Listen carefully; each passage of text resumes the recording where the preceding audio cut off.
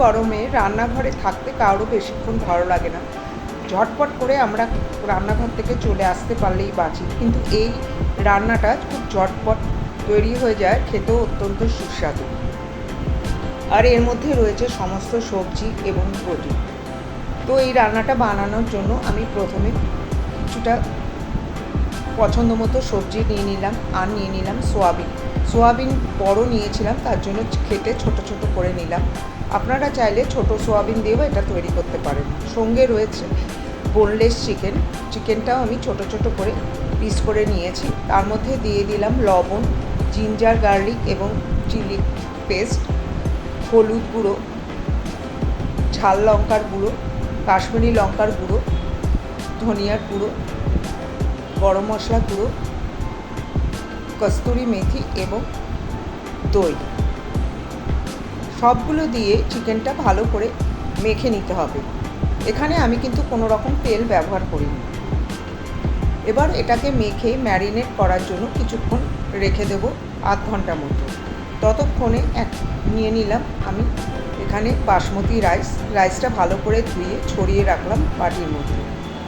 এবার একটা প্যান গরম করে তার মধ্যে দিয়ে দিলাম 1 চামচ মতো তেলটা গরম হলে তাতে দিয়ে দিলাম ম্যারিনেট করা চিকেনগুলো। লক্ষ্য করুন, এখানে আমি খুব সামান্য পরিমাণই তেল দিয়েছি। এবার ফ্লেমটা মিডিয়াম করে 10 মিনিটের মতো চিকেনটা আমি ভেজে নেব। চিকেন থেকে যে জল বেরোবে তাতেই চিকেনটা সম্পূর্ণভাবে সেদ্ধ হয়ে যাবে এবং জল শুকলে ভাজা ভাজা করে তার মধ্যে সোয়াবিনগুলো ঢেলে দিতে হবে। এতে সোয়াবিনের মধ্যে চিকেনের মশলাটা কোট হয়ে যাবে।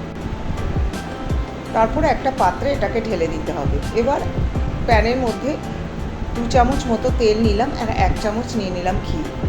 তার মধ্যে দিয়ে দিলাম তেজপাতা, শুকনো লঙ্কা, লবঙ্গ, থেতো করে রাখা 3-4টে এলাচ এবং 2টো দারচিনি। সবগুলো ওর মধ্যে ভেজে নিলাম।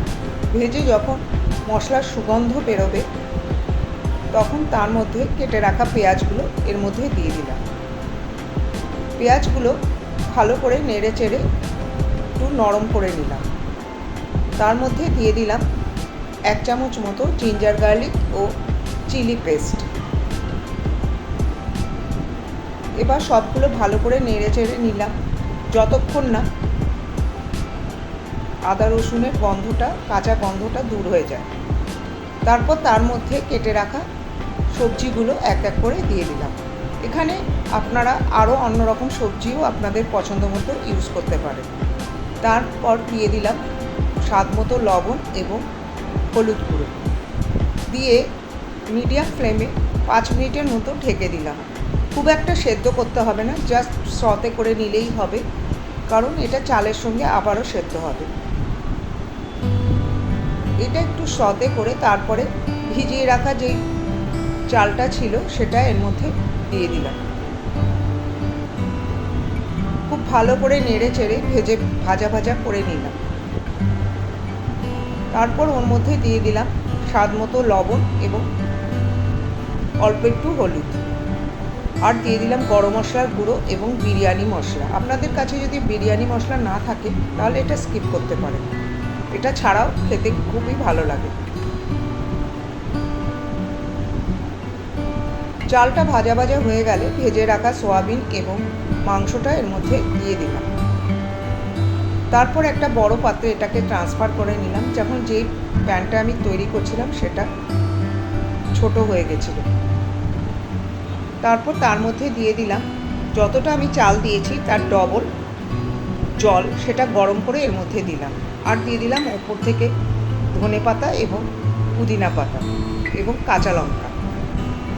যতক্ষণ এটা সেদ্ধ হচ্ছে ততক্ষণ একটা স্যালাড তৈরি করে নিলাম। এই স্যালাডের জন্য নিয়ে নিলাম শসা, টমেটো, পেঁয়াজ, কাঁচা লঙ্কা এবং ধনেপাতা এবং অল্প একটু লবণ।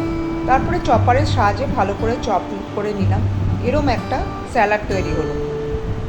পুরো জলটা শুষে নিয়ে ভাতটা ভালোভাবেই তৈরি হয়ে গেছে। নেড়ে চেড়ে নিলাম। সুন্দর স্বাদের 1 পট মিল তৈরি হয়ে গেল। এটা যেমন ঝটপট করে তৈরি হয় তেমনি স্বাস্থ্যের জন্যও ভালো এবং খেতেও অত্যন্ত সুস্বাদু। আশা করি আপনাদের এই রেসিপিটা ভালো লেগেছে। ভালো লাগলে একটা শেয়ার এবং লাইক অতি অবশ্যই করবেন। কমেন্ট করে জানাবেন রান্নাটা কেমন লাগলো। ভালো লাগলে চ্যানেলটার সঙ্গে থাকার অনুরোধ রইল। দেখা হবে অন্য একটা রেসিপি নিয়ে। ততক্ষণ নমস্কার।